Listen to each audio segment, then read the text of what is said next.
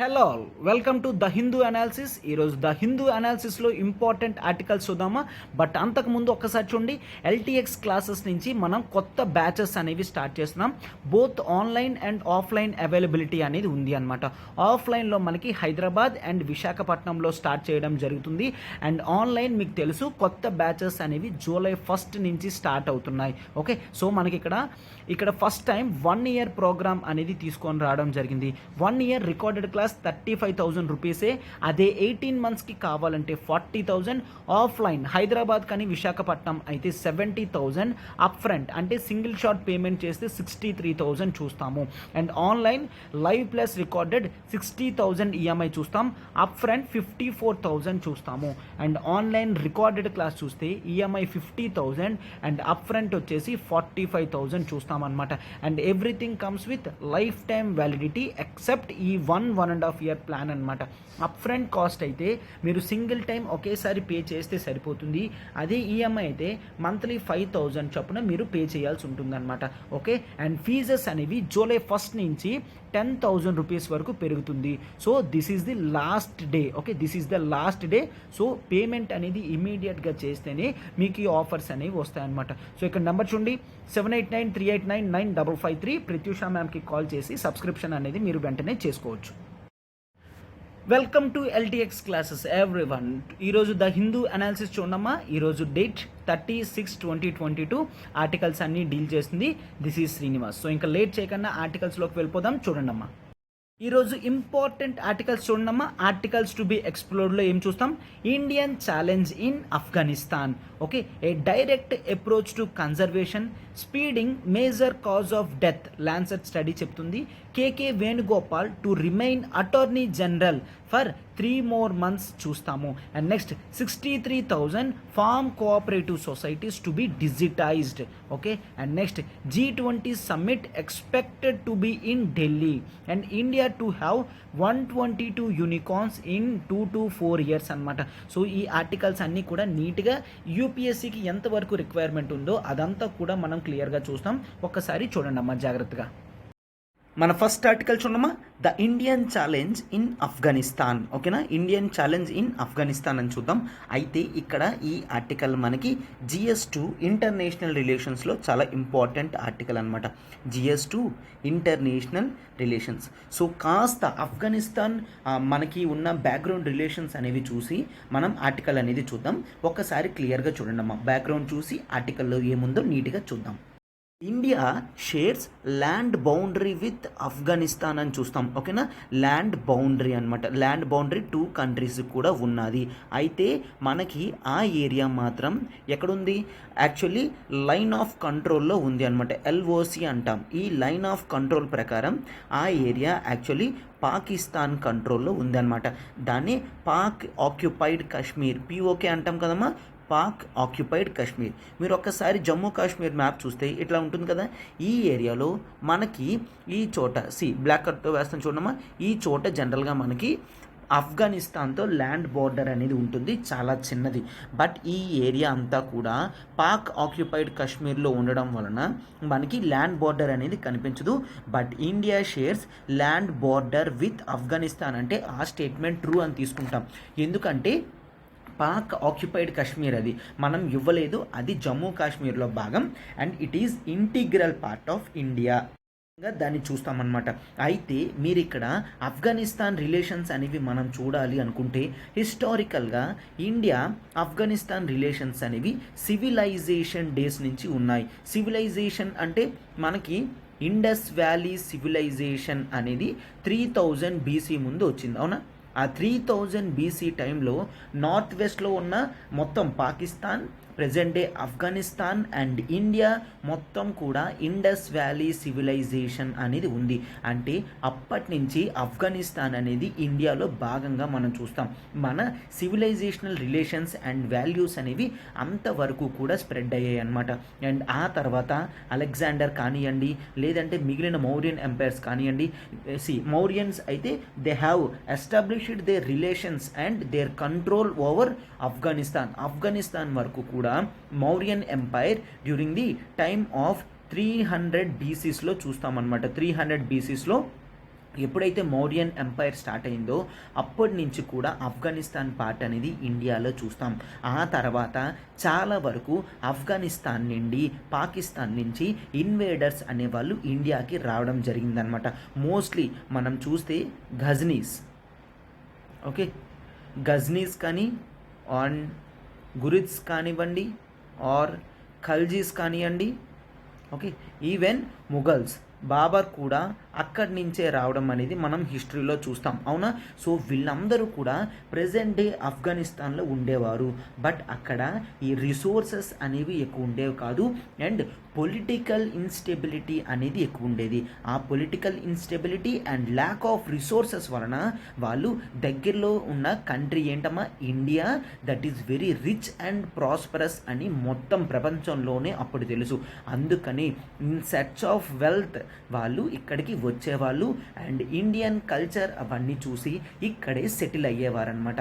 అంటే ముఘల్ ఎంపైర్ మనం ఎక్కడి నుంచి చూస్తాం, ముఘల్ రూలింగ్ ఫ్రమ్ 1526 నుంచి 1858 వరకు చూస్తే టోటల్గా అంతవరకు కూడా ఆఫ్ఘనిస్తాన్ కంట్రోల్ అనేది మన చేతుల్లో, ముఘల్స్ చేతుల్లో ఉండేదని చూస్తాం. అండ్ ఆ తర్వాత మీరు డ్యూరింగ్ ఇండిపెండెన్స్ టైం చూసినప్పటికీ కూడా అప్పుడు కూడా there is one famous person, his name is Khan Abdul Gafar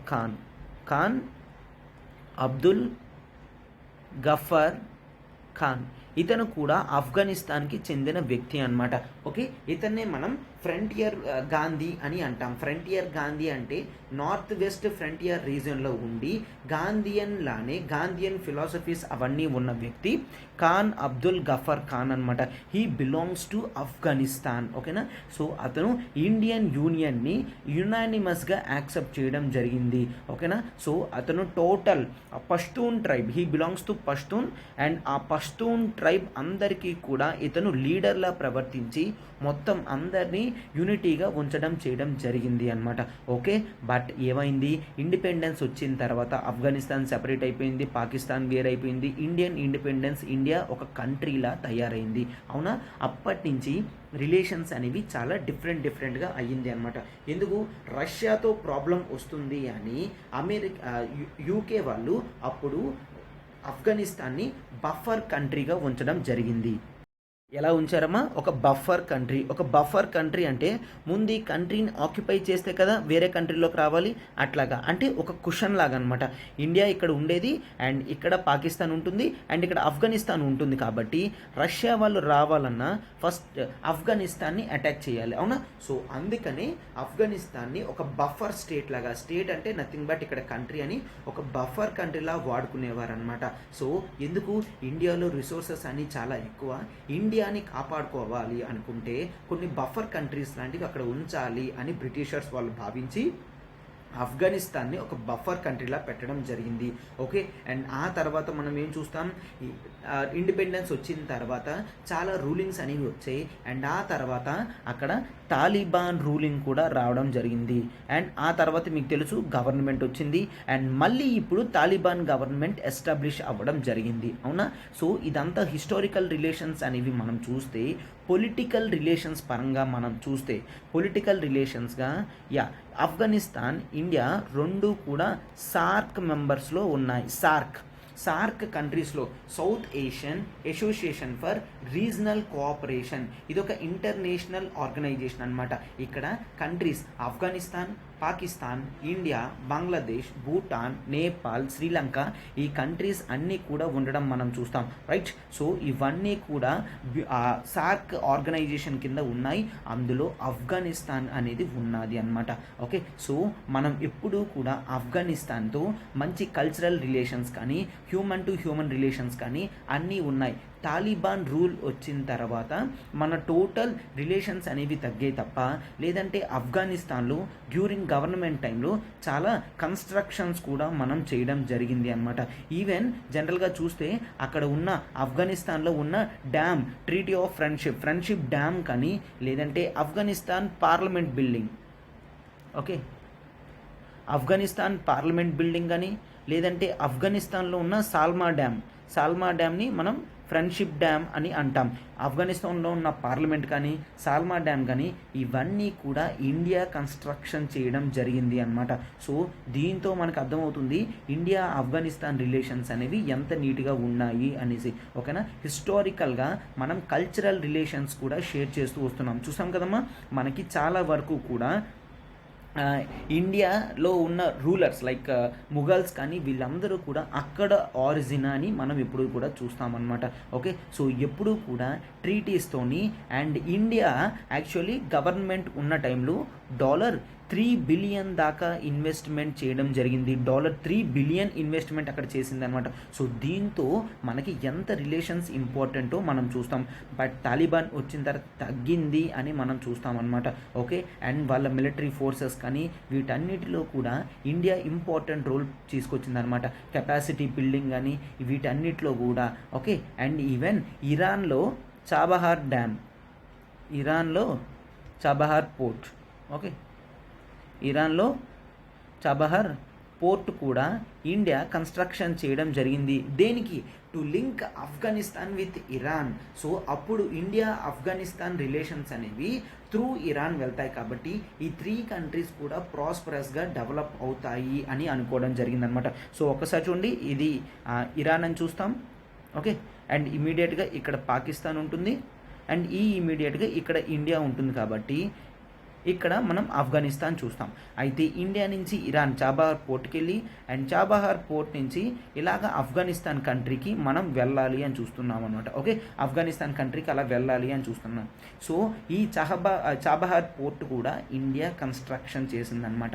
అంటే every opportunity to make friendship with Afghanistan we have established that. అంటే మనం ఉన్న ప్రతి ఆపర్చునిటీ కూడా ఒక్కటి కూడా వదలకుండా ప్రతిదీ కూడా ఆఫ్ఘనిస్తాన్తో రిలేషన్స్ అనేవి ఎస్టాబ్లిష్ చేసి ప్రాస్పరస్గా ఉంచడానికి మాత్రమే చేయడం జరిగింది అని మనం చూస్తాం. ఓకే, సో ఇది బ్యాక్గ్రౌండ్ అమ్మా.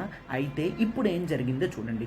మనకి చూస్తే లాస్ట్ 24 అవర్స్లో ఆఫ్ఘనిస్తాన్లో భూకంపం అనేది వచ్చిందనమాట. రీచర్ స్కేల్ మీద 5.9 అనేది నోట్ డౌన్ చేయడం జరిగింది. 5.9 అనమాట. అయితే 5.9 ఎర్త్క్వేక్ వచ్చింది అంటే టోటల్గా చాలా వరకు కూడా బిల్డింగ్స్ అవన్నీ కూడా డ్యామేజ్ అవుతాయి. అవునా? సో అలా డ్యామేజ్ అయిన తర్వాత India is the first country to respond that damage అనమాట. చాలా మ్యాసివ్ ఎర్త్క్వేక్ వచ్చింది కాబట్టి వాళ్ళకి చాలా వరకు కూడా రిలీఫ్ అనేది కావాలి. రిలీఫ్ అంటే ఏంటి? హౌసెస్ అన్నీ కూడా డిమోలిష్ అయిపోతాయి, పడిపోతాయి. కాబట్టి రిలీఫ్లో వాళ్ళకి ఫుడ్ కావాలి, వాటర్ కావాలి, మెడిసిన్ కావాలి. అవునా? క్లోత్స్ కావాలి, మినిమం జనరల్ నెసెసిటీస్ అనేవి కావాలి అని తెలుస్తుంది. సో అందుకని ఇమీడియట్ బేసిస్గా రిలీఫ్ అనేది మనం రిలీజ్ చేయడం జరిగిందనమాట. ఇండియన్ ఎయిర్ ఫోర్స్ స్వయంగా ఆఫ్ఘనిస్తాన్కి వెళ్ళి ఈ రిలీఫ్ మెటీరియల్ అంతా కూడా ఇవ్వడం జరిగింది. సార్ ఎందుకు? అండ్ ఆఫ్ఘనిస్తాన్లో చూస్తే లాస్ట్ 20 ఇయర్స్లో ఇంత పెద్ద ఎర్త్క్వేక్ ఎప్పుడూ కూడా రాలేదు. సో అందుకని చాలామంది కూడా ఎఫెక్ట్ అవ్వడం జరిగింది. అండ్ మనము this is the right time to have some friendly relations with the Taliban ruling government అని చూస్తాం. ఓకే, సో అందుకని ఇది తీసుకొని రావడం జరిగిందనమాట.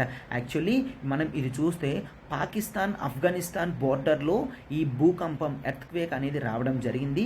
బట్ పాకిస్తాన్ నుంచి యాజ్ యూజువల్ మీకు తెలుసు కదా, Pakistan state controls the media అని మనకు తెలుసు. అవునా? సో పాకిస్తాన్లో ఎంత తీవ్రత వచ్చింది, ఎట్లా జరిగింది, ఏమైంది అనేది పాకిస్తాన్ మీడియా వాళ్ళు బయట పెట్టలేదు. సో కేవలం ఆఫ్ఘనిస్తాన్ నుంచి మాత్రమే మనకి ఇన్ఫర్మేషన్ ఉంది. పాకిస్తాన్ యాజ్ యూజువల్ తన మీడియాని కంట్రోల్ చేసి ఏ విధంగా కూడా బయటికి రాలేదన్నమాట. ఓకే, ఈవెన్ మనం చూస్తే పాకిస్తాన్ వాళ్ళు కూడా చాలా వరకు ట్రక్స్లో ఆఫ్ఘనిస్తాన్కి కొన్ని రిలీఫ్ మెటీరియల్స్ అంటే ఫుడ్ కానీ ఇవన్నీ కూడా పంపించడం జరిగింది.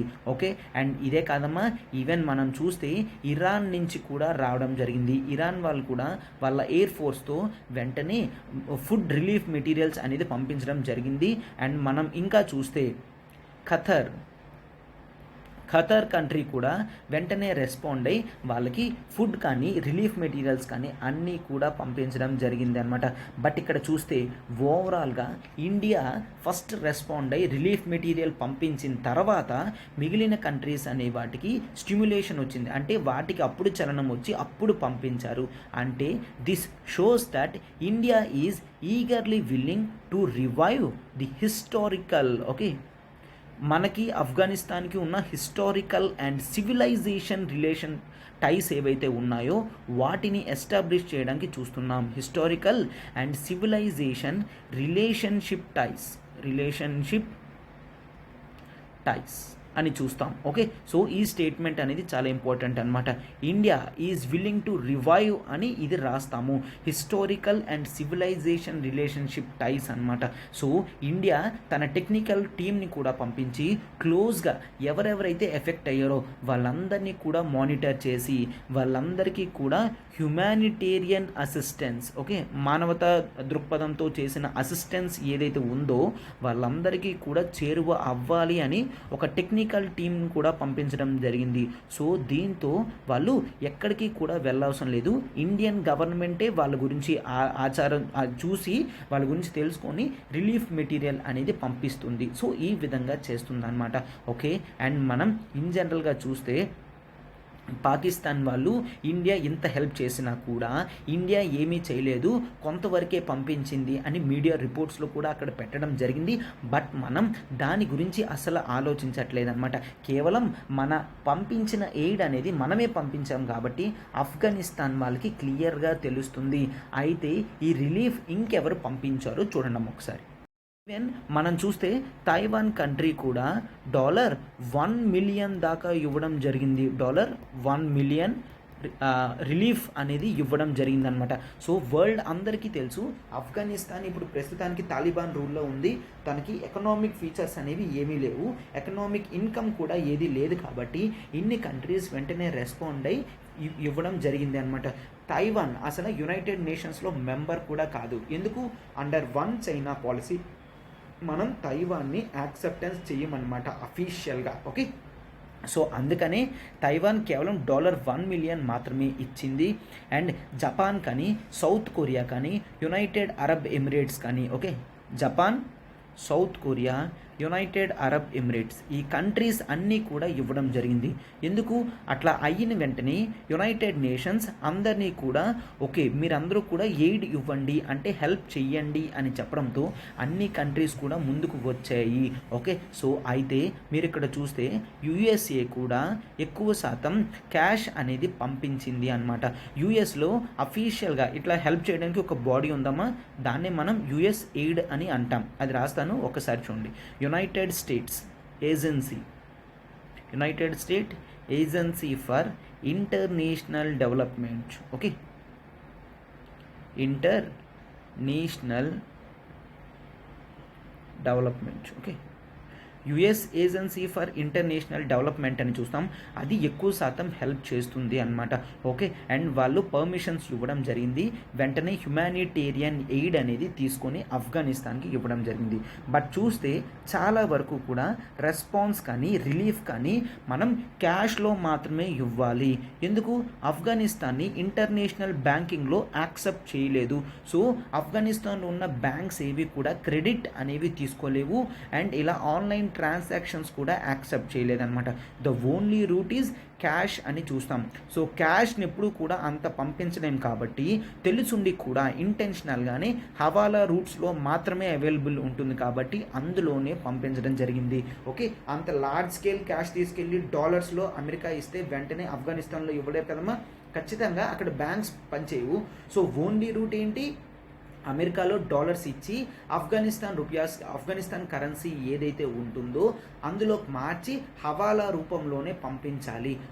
ఇదంతా తెలిసినప్పటికీ కూడా ఓన్లీ ఆప్షన్ అదే ఉంది కాబట్టి వీళ్ళు దాన్ని యాక్సెప్ట్ చేయడం జరిగింది అన్నమాట. అయితే మనం ఇక్కడ చూస్తే చాలా వరకు కూడా ఇంతవరకు అమెరికా చేసిన బెనిఫిట్స్ ఇవన్నీ చూసి కూడా పాకిస్తాన్ చాలా తక్కువ మాత్రమే హెల్ప్ చేయడం జరిగింది అన్నమాట. పాకిస్తాన్ యాక్చువల్లీ అమెరికా అమెరికా కంట్రోల్లో ఉన్నప్పుడు, అమెరికా అండర్లో ఉన్నప్పుడు, అక్కడ గవర్నమెంట్ ఉన్నప్పుడు ఎక్కువ శాతం పాకిస్తాన్ బెనిఫిట్ పొందిందనమాట. ఫర్ ఎగ్జాంపుల్ కింద చూస్తాం చూడండి.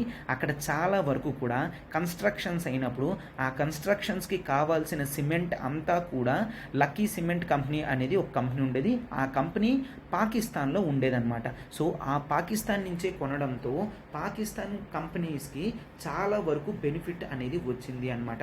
ఓకే, సో అయినప్పటికీ కూడా ఇప్పుడు పాకిస్తాన్ ఏంటి కేవలం నార్మల్ రిలేషన్సే మెయింటైన్ చేస్తుంది తప్ప ఆఫ్ఘనిస్తాన్కి ఎంత కూడా ఎక్స్ట్రా ఏమీ కూడా చేయడం లేదు. ఇది ఒకటే ఇష్యూ కాదమ్మా, పాకిస్తాన్ ఎందుకు చెయ్యట్లేదు ఆఫ్ఘనిస్తాన్ ఇది కూడా ఎఫెక్ట్ అవుతుంది కూడా ఉంటుంది. బట్ ఇప్పుడు ఆఫ్ఘనిస్తాన్కి ఇష్యూస్ అనేవి 1 by 1 వస్తున్నాయి. ఎస్, ఇది అఫ్కోర్స్ న్యాచురల్ డిజాస్టర్ అయినప్పటికీ కూడా ఒకసారి చూడండి. ఒక 3 days బ్యాక్ మనం అక్కడ ISK okay Islamic state for Khorasan province okay 3 days back నేను ద హిందూలో కూడా చెప్పాను అవునా. ఖొరాసన్ ప్రావిన్స్ అనేది ఉంటుంది, ISK Islamic state for Khorasan. వాళ్ళు యాక్చువల్లీ ఆఫ్ఘనిస్తాన్లో ఉండడం జరుగుతుంది. ఆఫ్ఘనిస్తాన్లో వాళ్ళు ఏం చేశారు, రీసెంట్గా సిక్ టెంపుల్ ఏదైతే ఉంటుందో సిక్ కమ్యూనిటీ వాళ్ళది అక్కడ బాంబ్ పెట్టడం అనేది జరిగింది.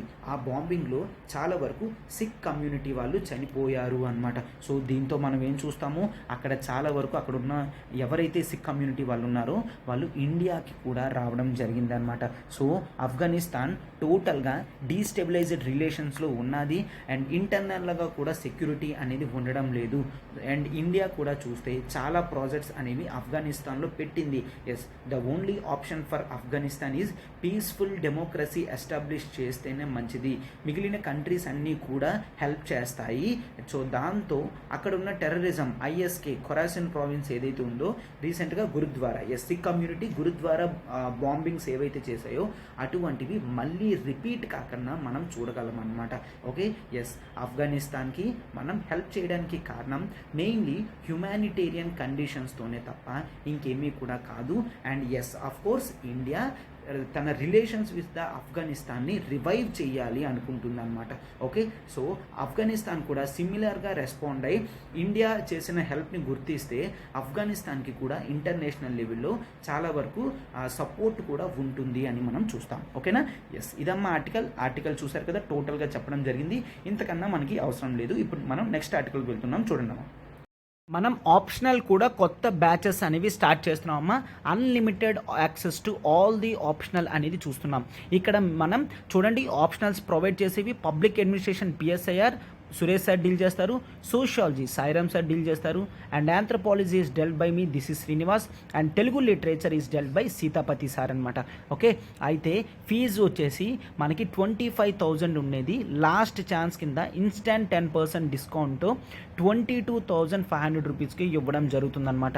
అండ్ మీకు కోర్స్ మొత్తం కూడా ఇక్కడ 30th June అంటే this is the last day to avail the offer. ఇక్కడ నెంబర్ చూడండి 7893899553 అనేది చూస్తాం. మనకి లైఫ్ టైం వ్యాలిడిటీతో ఇది రావడంతో మీరు ఎగ్జామినేషన్ ముందు కూడా దీన్ని యాక్సెస్ చేసుకునే కెపాసిటీ మీకు ఉంటుంది అనమాట.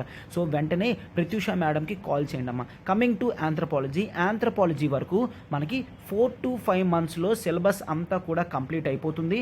అండ్ ఆ తర్వాత అట్లీస్ట్ 3 to 4 times మీరు ఎగ్జామినేషన్ కల్లా రివైజ్ చేసుకోవచ్చు. అండ్ కంప్లీట్ నోట్స్ ప్రొవిజన్ అనేది నేను ఇస్తానన్నమాట.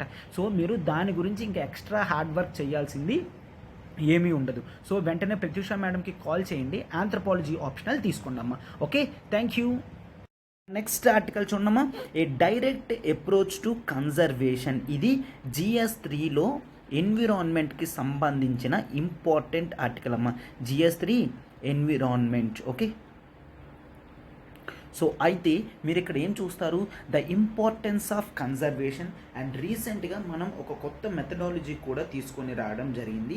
ఫస్ట్ దాని గురించి నీట్గా ఎక్స్ప్లెనేషన్ చూసిన తర్వాత ఆర్టికల్లో ఏముంది, ఇంపార్టెన్స్ ఆఫ్ కన్జర్వేషన్ కానీ ఇవంతా కూడా చూద్దాం. అండ్ ఫస్ట్ మనం చూడాల్సింది ఏంటమ్మా, it is all about PES అంటే payment for ecosystem services. Okay, payment for ecosystem services. అయితే ఫస్ట్ ఆఫ్ ఆల్ ఈ payment for ecosystem services అంటే ఏంటో ఒకసారి చూడండమ్మా. ఇక్కడ ఒక సెక్షన్ ఆఫ్ పీపుల్ వాళ్ళు ఈకో సిస్టమ్ సర్వీస్ని మేనేజ్ చేయడంలోని, మెయింటైన్ చేయడంలోని, కన్జర్వేషన్ చేయడంలోని ఇంపార్టెన్స్ అనేది చూపిస్తారు. సో ఈ సపరేట్ కమ్యూనిటీ వాళ్ళు ఇట్లా చేయడంతో మిగిలిన పీపుల్ అందరూ కూడా ఆ బెనిఫిట్ పొందుతున్నారు. అవునా? సో ఆ బెనిఫిట్ అనేది వాళ్ళు ఫ్రీగా పొందకూడదు. అండ్ సర్వీస్ చేసే వాళ్ళకి మరింత ప్రోత్సాహం దొరికింది అంటే ఎక్కువ మంది సర్వీస్ చేయడానికి కూడా చూస్తారు. సో అందుకనే ఎవరైతే సర్వీస్ని ఫ్రీగా పొందుతున్నారో దే హ్యావ్ టు పే అని చూస్తాం.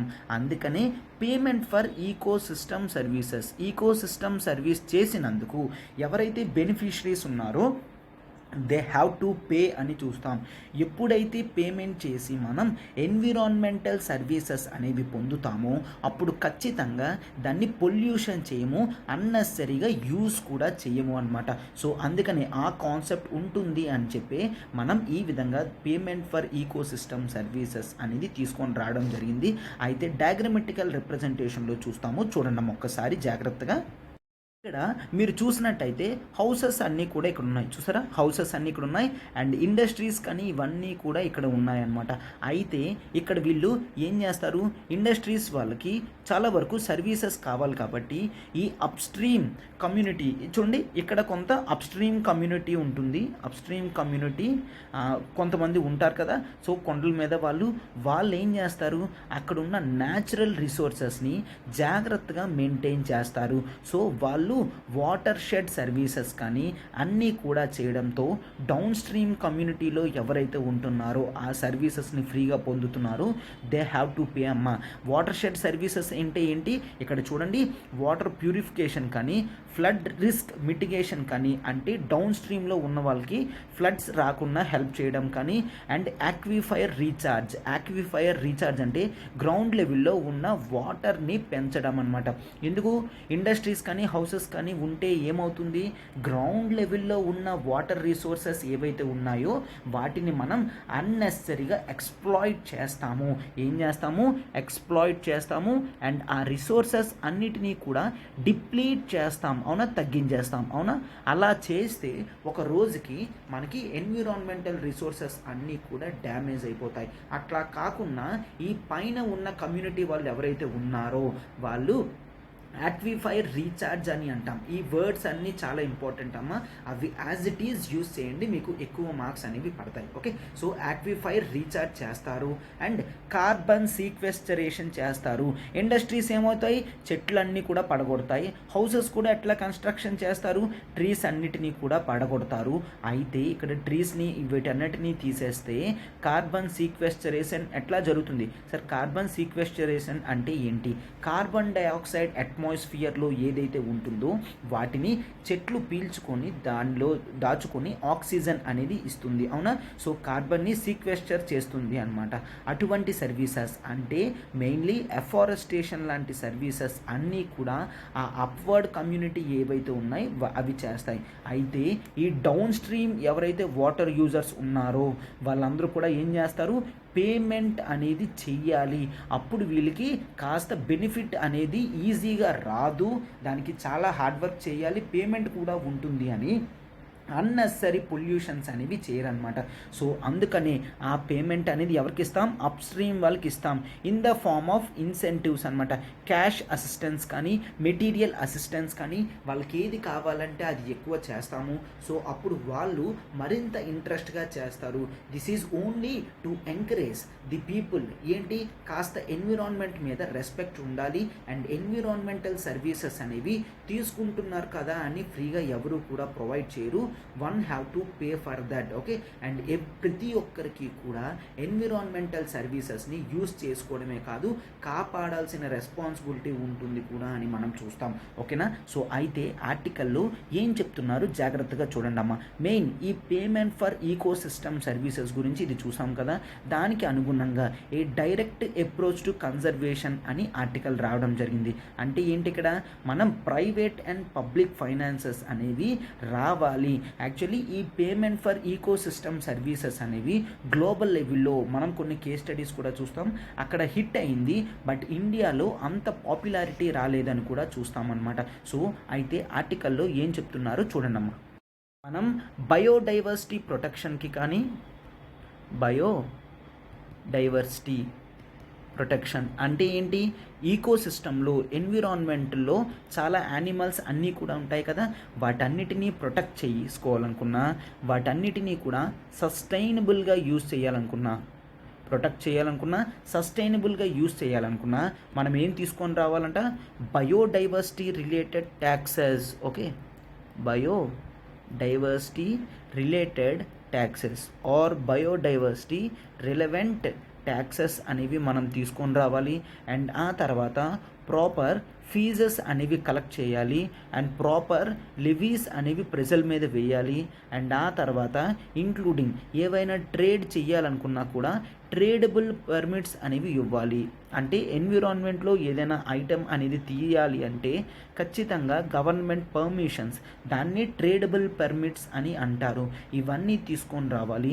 అండ్ వాటితో పాటు payment for ecosystem services PES, దీన్ని బాగా ఎంకరేజ్ చేయాలి అని ఆర్టికల్లో చెప్తున్నారనమాట. అయితే ఇవన్నీ కూడా ఏంటమ్మా, ఇవన్నీ కూడా ఎకనామిక్ ఇన్స్ట్రుమెంట్స్. అవునా, ఎకనామిక్ ఇన్స్ట్రుమెంట్స్ అంటే దీంతో క్యాష్ అనేది, ఫండ్స్ అనేవి మనం రేస్ చేయగలం. అవునా, ఆ ఫండ్స్తో ఈకో సిస్టమ్ని సపోర్ట్ చేయగలం, కన్జర్వ్ కూడా చేయగలము అని ఇప్పుడు ఆర్టికల్ రాసిన ఆథర్ యొక్క ఉద్దేశం అన్నమాట. అయితే మనం ఇక్కడ ఏంటి, ఈ లెవీస్ కానీ ఇవన్నీ కూడా ఎలా వేయాలి, ఈ లెవీస్ ఎక్కడ వేయాలి అంటే మనం పెస్టిసైడ్స్ అవన్నీ అగ్రికల్చర్లో యూస్ చేస్తామా, వాటి మీద వేయాలి. అండ్ ఎవరైతే న్యాచురల్ పార్క్స్కి వెళ్తారో వాళ్ళ దగ్గర నుంచి ఫీజు కలెక్ట్ చేయాలి. ఎవరైతే ఫిషింగ్ కానీ హంటింగ్ కానీ చేస్తారో వాళ్ళ దగ్గరికి వాళ్ళు ఖచ్చితంగా గవర్నమెంట్ పర్మిషన్స్ తీసుకోవాలని చెప్తాము. అండ్ అదే ఆ తర్వాత ట్రేడబుల్ పెర్మిట్స్ ఉంటాయి కదమ్మా, ఏంటి, ఎవరైతే రిసోర్సెస్ అనేవి యూజ్ చేస్తున్నారో ఎనర్జీ సేవింగ్ సర్టిఫికేట్స్ అనేవి క్రియేట్ చేయాలి, అవి ట్రేడ్ చేసుకునేటట్టు చేయాలి. అంటే నార్మల్ లైట్ యూజ్ చేసే చోట LED లైట్ యూజ్ చేస్తున్నారు అంటే వాళ్ళకు ఒక సర్టిఫికేట్ ఇవ్వాలి. అండ్ ఆ సర్టిఫికేట్ అనేది మార్కెట్లో మనం సేల్ చేసేటట్టు ఉంటే యూజ్ చేసే వాళ్ళకి ఇన్సెంటివ్గా ఉంటుంది. ఎవరైతే కంపెనీస్ ఉండి వాళ్ళు కార్బన్ డైఆక్సైడ్ ఎమిషన్స్ తగ్గించాలో వాళ్ళకు కూడా ఒక స్కోప్ అనేది దొరుకుతుంది అని చెప్తున్నారనమాట. సరే, ఇదంతా బాగానే ఉంది, ఇదంతా కూడా అవ్వాలంటే ఏం చేయాలి, ఇవంతా కూడా అవ్వాలంటే అకాడమిక్ రీసెర్చ్ అనేది జరగాలి. ఏ విధంగా అవ్వాలి అనేది మనం అకాడమీ నుంచే చూసుకోవాలన్నమాట. టోటల్గా కాలేజెస్ అట్ యూనివర్సిటీస్ లెవెల్స్లో రీసెర్చ్ అనేది జరగాలి. కన్జర్వేషన్, ఎన్విరాన్మెంటల్ కన్జర్వేషన్ కానీ ఈకో సిస్టమ్ రివైవల్ మీద అకాడమిక్ రీసెర్చ్ జరగాలి అని చూస్తాం. అండ్ ఆ తర్వాత గవర్నమెంట్ సపోర్ట్ కూడా మనం చూస్తాము. ఓకేనా, గవర్నమెంట్ సపోర్ట్ కూడా క్లియర్గా ఉంటేనే ఇవన్నీ అవుతాయి. బట్ చాలామంది ఎన్విరాన్మెంటల్ ఎకనామిక్స్ ఎవరైతే ఉన్నారో వాళ్ళు వీటికి ఎక్కువ సపోర్ట్ చేస్తూ పొలిటికల్ విల్ కూడా ఉండాలి. అంటే పొలిటీషియన్స్ ఎవరైతే ఉన్నారో వాళ్ళు ఎన్విరాన్మెంట్ని కాపాడాలి అని నోటితో చెప్పడమే కాదు చేతల్లో కూడా చెయ్యాలి అని చెప్తున్నారనమాట. ఓకే, సో ఎన్విరాన్మెంటల్ సర్వీస్ అనేది ఎవరికి కూడా ఫ్రీగా రాదు, కేవలం పేమెంట్తోనే వస్తుంది అని క్లియర్గా పొలిటీషియన్స్ ప్రజల్లోకి తీసుకువెళ్తే అందరిలో కూడా మార్పు వస్తుంది అని చూస్తాం. Okay, so payment for ecosystem గురించి చెప్పడం జరిగింది, అది మనం క్లియర్గా చూసాం కదమ్మా. అది పేమెంట్ ఫర్ ఈకో సిస్టమ్ మనం చేసాము అంటే చాలా వరకు బెనిఫిట్స్ అనేవి మనకు వస్తాయి.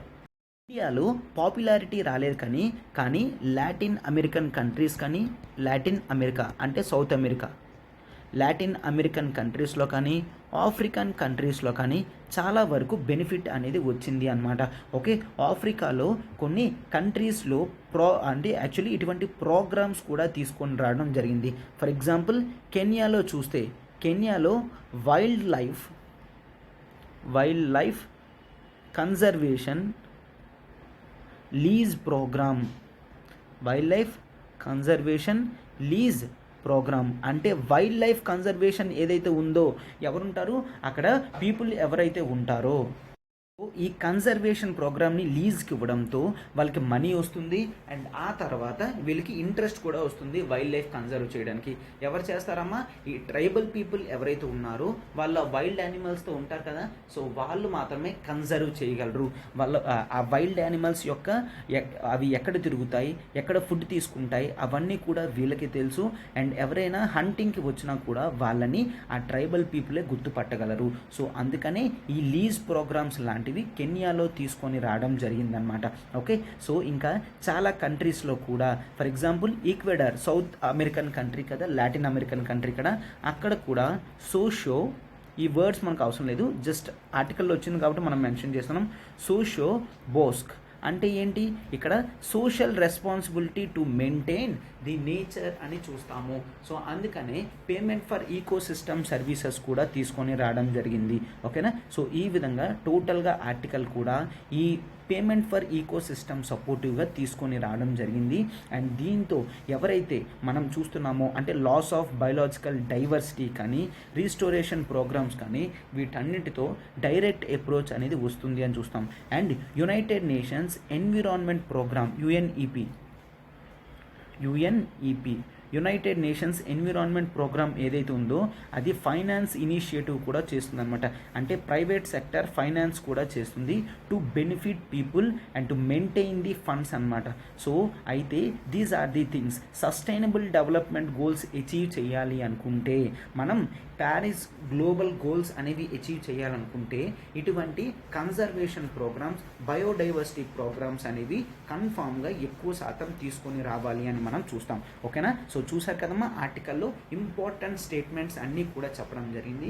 నేను చెప్పిన ప్రతి స్టేట్మెంట్ని కూడా మీరు రాసుకుంటే మీకు బెనిఫిట్ అవుతుందన్నమాట. ఒకే చోట ఈ payment for ecosystem services యొక్క బెనిఫిట్ కానీ అన్నీ కూడా తెలుస్తుంది.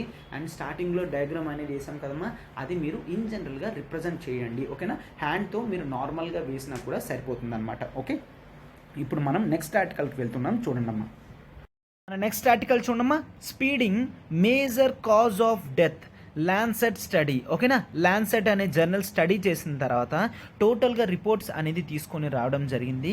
మెయిన్గా ఎంతమంది చనిపోతున్నారు? ఓవరాల్ డెత్స్లో 69% పీపుల్ అనేవారు ఓవర్ స్పీడింగ్ వల్ల చనిపోతున్నారు. సో ఎప్పుడైతే మనం ఆ ఓవర్ స్పీడింగ్ కంట్రోల్ చేయగలమో మోస్ట్ ఆఫ్ ది డెత్స్ కూడా మనం కంట్రోల్ చేయగలం. ఈ ఆర్టికల్ ఎక్కడమ్మా ఇంపార్టెంట్? ఈ ఆర్టికల్ జనరల్గా మనం GS2లో కానీ, GS3లో కానీ, GS1లో కానీ ఎగ్జాంపుల్స్ పెట్టినప్పుడు ఇలాంటివి పెడతాము. అండ్ ఎస్ఐలో కూడా ఎప్పుడైతే కంటెంట్ ఇన్ఫర్మేషన్ కావాల్సి వస్తుందో అప్పుడు ఈ డేటా అనేది రాస్తామన్నమాట. All this information is from Lancet study అని రాస్తాం.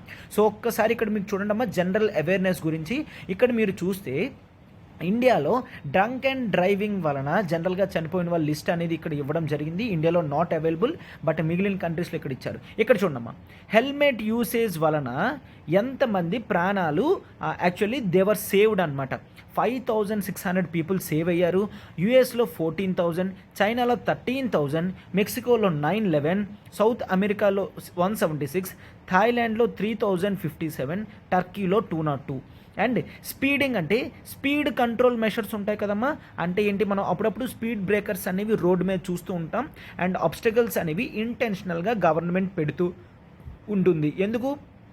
ఆ స్పీడ్ కంట్రోల్ చేసుకుంటూ మనం వెళ్తాము అని. వాటి వలన ఇండియాలో 20,000 లైవ్స్ అనేవి సేవ్ చేయడం జరిగింది. యుఎస్లో 22,000 ప్లస్, చైనాలో 88,000, మెక్సికోలో 7,000, సౌత్ అమెరికాలో 6,000 ప్లస్, థాయిలాండ్లో 6,500 ప్లస్, టర్కీలో 3,000 ప్లస్ చూస్తాం. అండ్ ఇండియాలో సీట్ బెల్ట్ మ్యాండేటరీ చేయడం వలన చాలామంది పెట్టుకుంటున్నారు. సో అది పెట్టుకోవడం వలన 3,200 లైవ్స్ అనేవి సేవ్ అవుతున్నాయి. యుఎస్లో 2,400, చైనాలో 13,000, మెక్సికోలో 2,300, సౌత్ అమెరికాలో 3700, థాయిలాండ్లో 1800 అండ్ టర్కీలో 1700 దగ్గర లైవ్స్ అనేవి సేవ్ అవుతున్నాయి. సో ఆల్ దీస్ మెషర్స్ అనేవి చాలా ఇంపార్టెంట్ అనమాట. మనకి GS2లో కానీ GS3లో క్వశ్చన్స్ వచ్చినప్పుడు మీరు ఈ ల్యాన్సెట్ జర్నల్తో మీరు ప్రూవ్ చేయొచ్చు అనమాట. ఏంటవి? ఇటువంటి స్ట్రిక్ట్ మెషర్స్ అనేవి తీసుకుంటేనే యాక్సిడెంట్స్ కానీ డెత్స్ కానీ మనం తగ్గించగలము అని చెప్తున్నారు. ఓకే, సో చాలా వరకు రిపోర్ట్ ఇదంతా కూడా ఇక్కడ కవర్ చేయడం జరిగింది. ఓకే, సో ఎంతమంది చనిపోతున్నారు, ఏమవుతుంది, టోటల్ డేటా రిపోర్ట్ అంతా కూడా ఇక్కడ ఇవ్వడం జరిగింది. ఒక సింగిల్ రీడింగ్ అనేది నార్మల్గా ఇవ్వండి అమ్మా, సరిపోతుంది. ఇంకా అంతకన్నా దీని నుంచి మనం ఇన్ఫర్మేషన్ క్యారీ చేసి చేయడానికి ఏమీ లేదు. ఓకే, ఈ నెంబర్స్ ఫిగర్స్ అనేవి మీరు జనరల్గా గుర్తుంచుకున్న మెయిన్లీ ఇండియా అనమాట. ఇండియాలో హెల్మెట్ యూసేజ్ వలన 5500+ అని గుర్తుంచుకోండి, స్పీడింగ్ వలన 20,000+ అని గుర్తుంచుకోండి, సీట్ బెల్ట్ 3200 అని గుర్తుంచుకోండి, సరిపోతుంది. డేటా మనకి ఇంతకన్నా అవసరం లేదు అనమాట. ఓకే, సో దీంతో రోడ్ సేఫ్టీ మెషర్స్ అనేవి మనకి చాలా ఇంపార్టెంట్. కొన్ని గ్లోబల్ రోడ్ సేఫ్టీ మెషర్స్ అనేవి ఉన్నాయి అండ్ ఇండియాలో కూడా రోడ్ సేఫ్టీ మెషర్స్ అనేవి మనకు ఉన్నాయన్నమాట. వాటిని క్లియర్గా ఫాలో అయితే చాలా బెనిఫిట్ ఉంటుంది. అన్నెసరీగా లైఫ్స్ అనేవి ఇటువంటి థ్రిల్లింగ్ కాజెస్ గురించి, స్పీడ్స్ గురించి లైఫ్ లాస్ చేసుకోవడం అనేది చాలా దారుణమైన విషయం, అవునా? సో అందుకని ఈ ఆర్టికల్ అనేది అవేర్నెస్ గురించి మాత్రమే పెట్టడం జరిగింది. ఓకే, మనం ఇప్పుడు నెక్స్ట్ ఆర్టికల్కి వెళ్తున్నాం. చూడండమ్మా, మన నెక్స్ట్ ఆర్టికల్ చూడమ్మా. K K Venugopal to remain AG అంటే అటార్నీ జనరల్ అనమాట ఫర్ 3 more months. అయితే ఇక్కడ ఈ ఆర్టికల్ అనేది మనకి GS2లో పాలిటీలో ఇంపార్టెంట్ టాపిక్ అనమాట. ఓకే, అటార్నీ జనరల్ గురించి మనకి కాన్స్టిట్యూషన్లో ఆర్టికల్ 76లో మెన్షన్ చేయడం జరిగిందమ్మా. Article 76 deals about attorney general అనమాట. Actually he is often considered, attorney general is considered as the highest law officer. Okay, highest law officer of India. Okay, highest law officer of ఇండియాగా often మనం attorney general పోస్ట్ని consider చేయడం జరుగుతుంది. అయితే కాన్స్టిట్యూషన్లో ఈ post గురించి ఏముందో చూడండి. సో ఇక్కడ ఆర్టికల్ అనేది ఇది వచ్చింది కాబట్టి కాస్త బ్యాక్గ్రౌండ్ నాలెడ్జ్ అనేది మనకి చాలా important. Okay, who appoints this attorney general? Attorney general of India is appointed by the president of India. appointed by president అని చూస్తాము. అండ్ అయితే జనరల్గా ఇతను ఎట్లా హోల్డ్ చేస్తారు, ఇతని టెన్యూర్ ఏదైనా ఉందా అంటే కాన్స్టిట్యూషన్లో అతని టెన్యూర్ గురించి మెన్షన్ కూడా చేయలేదు, నో మెన్షన్. అయితే ఏమని చెప్పడం జరిగింది? During the pleasure of the president. Okay, during pleasure of president ఎంతవరకు అయితే ఒప్పుకుంటాడో అంతవరకు అతను టెన్యూర్ని హోల్డ్ చేయొచ్చు అని చూస్తాం. ఓకేనా? అయితే ఇతని రెమ్యూనరేషన్, సార్ ఇతని శాలరీస్ గురించి ఏదైనా మెన్షన్ చేసి ఉందా కాన్స్టిట్యూషన్లో అంటే నో. ఇతని శాలరీ ఎవరు డిసైడ్ చేస్తారని చెప్పడం జరిగింది? కాన్స్టిట్యూషన్లో ప్రెసిడెంట్ ఇతని శాలరీ డిసైడ్ చేస్తారు అని చెప్పడం జరిగింది. అయితే సార్ ఇతను మెయిన్ రోల్ దేనికి అంటే he has every right to speak.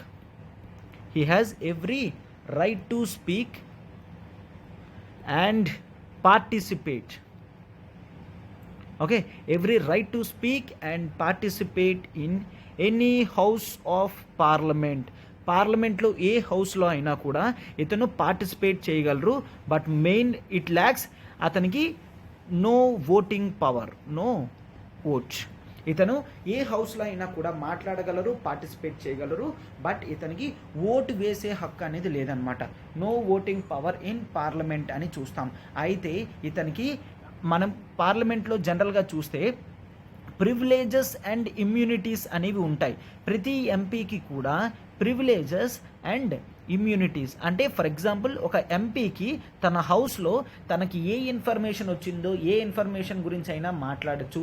అతను ఆ ఇన్ఫర్మేషన్ అనేది మాట్లాడినందుకు అతని మీద సుప్రీంకోర్టులో కానీ హైకోర్టులో కానీ కేసు అనేది వేయలేము. అది అతనుకున్న ఇమ్యూనిటీ పవర్ అనమాట. ఆ సేమ్ ఇమ్యూనిటీస్ ఇవన్నీ కూడా అటార్నీ జనరల్ గారికి ఇవ్వడం జరుగుతుంది. ఆ ప్రివిలేజెస్ ఇమ్యూనిటీస్ ఆఫ్ ఎంపీస్కి ఏవైతే ఉన్నాయో అవన్నీ కూడా ఇతనికి ఇవ్వడం జరుగుతుందన్నమాట.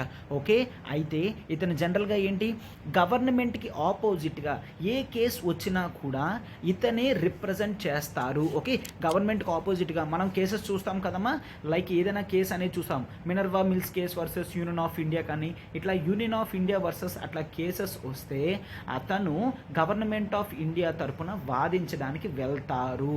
ఓకేనా, ఎస్, అందుకనే ఈ అటార్నీ జనరల్ పోస్ట్ అనేది చాలా ఎక్కువ ఇంపార్టెంట్ చూస్తామన్నమాట. ఓకే, అతనికి ప్రివిలేజెస్ ఉంటాయి, ఇమ్యూనిటీస్ ఉంటాయి, ఏ హౌస్లో అయినా కూడా అతను పార్టిసిపేట్ చేయొచ్చు. ఓకేనా, ఎస్. అయితే ఇన్ జనరల్గా మనం ఏం చూస్తాం, ఇతనికి అసిస్టెన్స్ కూడా ఉంటుంది అన్నమాట. సొలిసిటర్ జనరల్స్ అని అంటాం. సొలిసిటర్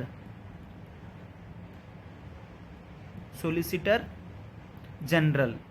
ఈ సొలిసిటర్ జనరల్ అనే వ్యక్తి జనరల్గా అటార్నీ జనరల్ గారికి అసిస్టెంట్గా ఉంటారు అన్నమాట. ఓకే, అయితే ఇతను గవర్నమెంట్ది ప్రాక్టీస్ చేస్తున్నాడు కదా అని ప్రైవేట్గా లీగల్ ప్రాక్టీస్ చేయకూడదా అంటే నో, కాన్స్టిట్యూషన్ ఎటువంటి బారింగ్ కూడా పెట్టలేదు, అతనికి కంప్లీట్ ఫ్రీడమ్ అనేది ఇవ్వడం జరిగిందనమాట. If he wants to participate as private legal practice అతను ఖచ్చితంగా చెయ్యొచ్చు. బట్ అయితే ఎప్పుడైతే గవర్నమెంట్కి ఆపోజిట్గా ఏదైనా కేసు వచ్చిందంటే అటువంటి టైంలో మాత్రం చెయ్యకూడదు, ఖచ్చితంగా గవర్నమెంట్కి మాత్రమే సపోర్ట్ చెయ్యాలి అన్నమాట. ఓకే, సో ఈ విధమైన పవర్స్ ఇవన్నీ కూడా అతనికి ఇవ్వడం జరిగింది. This is an important constitutional post అని చూస్తాం, ఎందుకంటే article 76 deals about attorney general of India అన్నమాట. సో ఇప్పుడు ఆర్టికల్లో కూడా అదే చెప్పడం జరిగింది, అతని టెన్యూర్ అనేది పెంచడం జరిగింది అనమాట. All these are done under president's control. President చేస్తాడు, ప్రెసిడెంట్ చెప్తాడు. సో టోటల్ పవర్స్ అన్నీ కూడా ప్రెసిడెంట్ చేతుల్లో ఉంటాయన్నమాట. సార్ అయితే ఇతని రిమూవల్ ఎలా చేస్తారు, ఇతని రిమూవల్ ప్రొసీజర్ కూడా టోటల్గా ప్రెసిడెంట్ డిసైడ్ చేస్తాడనమాట. అది ఎలా జరుగుతుంది ఏంటి అనేది ఏమీ కూడా కాన్స్టిట్యూషన్లో ఇవ్వలేదు. ఏ గ్రౌండ్స్ మీద అతన్ని రిమూవ్ చేస్తారు, రిమూవల్ ప్రాసెస్ గురించి కానీ ఏది కూడా కాన్స్టిట్యూషన్లో మెన్షన్ చేయలేదు, అంతా కూడా ప్రెసిడెంట్కి మాత్రమే ఇవ్వడం జరిగింది. Okay, so this is every information are most information regarding attorney general of India అన్నమాట. ఓకే, సో అందుకనే ఆర్టికల్ వచ్చింది కాబట్టి GS2 పాలిటీలో మనకి అటార్నీ జనరల్ పోస్ట్ అనేది చాలా important. Okay, article 76 deals about attorney general of India. He is often considered as the highest law officer of India. These are the main important points అన్నమాట. Okay, yes, ఇప్పుడు ఈ article ఇంతవరకు సరిపోతుంది. మనం ఇప్పుడు మన నెక్స్ట్ ఆర్టికల్కి వెళ్తున్నాం, చూడండి అమ్మా. నెక్స్ట్ ఆర్టికల్ చూడమ్మా, 63,000 ఫార్మ్ కోఆపరేటివ్ సొసైటీస్. ఓకేనా, cooperative societies to be digitised అని చూస్తాం. Farm cooperative societies to be digitised అని చూస్తాం. అయితే ఆర్టికల్ ఇక్కడ మెయిన్ మనకి దేనికి ఇంపార్టెంట్ అమ్మా, GS3 అగ్రికల్చర్ టాపిక్ ఉంటుంది. GS3లో అగ్రికల్చర్ టాపిక్ ఇన్ ఎకానమీ చూస్తాం. అగ్రికల్చర్ ఇన్ ఎకానమీలో అగ్రికల్చర్ టాపిక్ ఉంటుంది. దాంట్లో మోస్ట్ ఇంపార్టెంట్ ఆర్టికల్ అనమాట మనకి. ఏంటివి actually here they are speaking about PACS అంటే ప్రైమరీ అగ్రికల్చరల్ క్రెడిట్ సొసైటీస్ అని చూస్తాం. ఓవరాల్గా ఇప్పుడు గవర్నమెంట్ ఏమనుకుంటుంది అంటే 63,000 ప్రైమరీ అగ్రికల్చరల్ క్రెడిట్ సొసైటీస్ని డిజిటైజ్ చేయాలి అని అనుకుంటుంది. డిజిటైజ్ చేయడం అంటే ఏంటి, ఇక్కడ వాళ్ళ వర్క్స్ ఏవైతే ఉన్నాయో ఆ క్రెడిట్ సొసైటీస్కి ఆ వర్క్స్ అన్నిటినీ కూడా డిజిటైజ్ చేస్తుంది అనమాట. దానికి కావాల్సిన అమౌంట్ 2,500 crores అనేది సెంట్రల్ గవర్నమెంట్ ఆల్రెడీ రిలీజ్ చేయడం కూడా జరిగింది.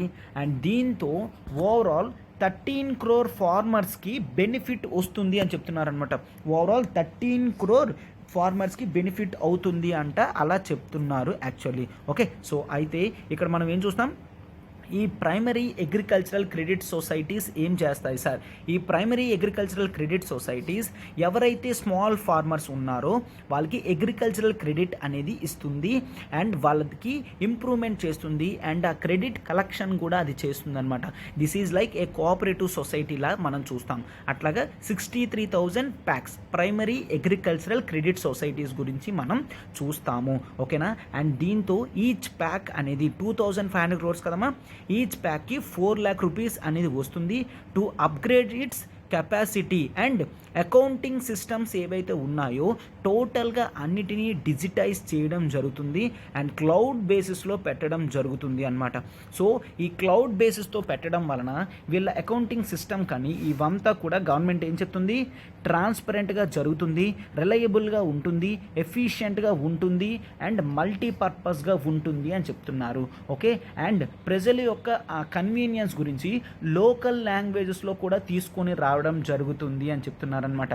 అండ్ దీంతో ఇవి డిజిటైజ్ అయ్యాయి అంటే ప్రైమరీ అగ్రికల్చరల్ క్రెడిట్ సొసైటీస్ వాటి నోడల్ సెంటర్స్గా మనం పెట్టచ్చు. దేనికి, ఫార్మర్స్కి డైరెక్ట్ బెనిఫిట్ ట్రాన్స్ఫర్ తీసుకొస్తున్నాం కదమ్మా, ఆ స్కీమ్కి ఇంట్రెస్ట్ సబ్వెన్షన్ స్కీమ్ తీసుకొస్తున్నాం కదా, అండ్ ప్రధాన్ మంత్రి ఫసల్ బీమా యోజన తీసుకొస్తున్నామా, and fertilizer subsidies, seed subsidies ఇవన్నీ తీసుకొస్తున్నామా.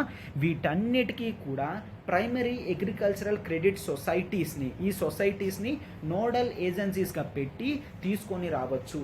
ఓకేనా, these are the basic units where farmers participate at institutional level అనమాట. ఒక ఇన్స్టిట్యూషన్ లెవెల్లో ఫార్మర్స్ పార్టిసిపేషన్ ఎక్కడైనా ఉంది అంటే దాన్ని మనం ఈ ప్యాక్స్ అని చూస్తాం, primary agricultural credit societies. So అందుకని ఈ పాయింట్ అనేది మనకి చాలా ఇంపార్టెంట్. 63,000 ఫార్మ్ ప్యాక్స్ అనేవి డిజిటైజ్ చేయడం జరుగుతుంది. మనకి అగ్రికల్చర్లో, ఎకానమీలో కంపల్సరీ క్వశ్చన్ వస్తుంది. ఆ కంపల్సరీ క్వశ్చన్లో మోడర్నైజేషన్ పాయింట్స్ రాసినప్పుడు ఈ ఎగ్జాంపుల్ అనేది ఇస్తే మనకి ఎక్స్ట్రా మార్క్ అనేది కన్ఫామ్గా పడుతుంది అనమాట. సో అందుకనే ఆర్టికల్ తీసుకోవడం జరిగింది, ఇక్కడ ఇంట్రడ్యూస్ చేయడం జరిగింది. అర్థమైంది కదమ్మా. ఇప్పుడు మనం మన నెక్స్ట్ ఆర్టికల్కి వెళ్తున్నాం, చూడండి. మన నెక్స్ట్ ఆర్టికల్ చూడమ్మా, G20 summit expected to be in Delhi. ఢిల్లీలో జనరల్గా నెక్స్ట్ G20 సమ్మిట్ అనేది జరగబోతుంది అని చెప్తున్నారనమాట. అయితే ఫస్ట్ వెన్యూ అనేది జమ్మూ కాశ్మీర్లో అనుకున్నారు, బట్ జమ్మూ కాశ్మీర్లో సెక్యూరిటీ రీజన్స్ వలన వద్దు అని అనుకున్నారు. అండ్ వద్దు అనుకునే టైంలోనే పాకిస్తాన్ వాళ్ళు ఏమన్నారు, యాక్చువల్లీ అక్కడ పెట్టకండి, అక్కడ పెడితే అది ఇంటర్నేషనల్లీ రికగ్నైజ్డ్ డిస్ప్యూట్స్ టెరిటరీ అని పెట్టడం జరిగింది. బట్ మనం ఆ స్టేట్మెంట్కి యాక్సెప్ట్ చేయము, ఎందుకంటే we generally take that Jammu Kashmir is integral part of, completely integral part of India. కాబట్టి ఇండియా ఎక్కడైనా తన ఇంటర్నేషనల్ మీటింగ్స్ అనేవి కండక్ట్ చేసుకోగలదు అనమాట.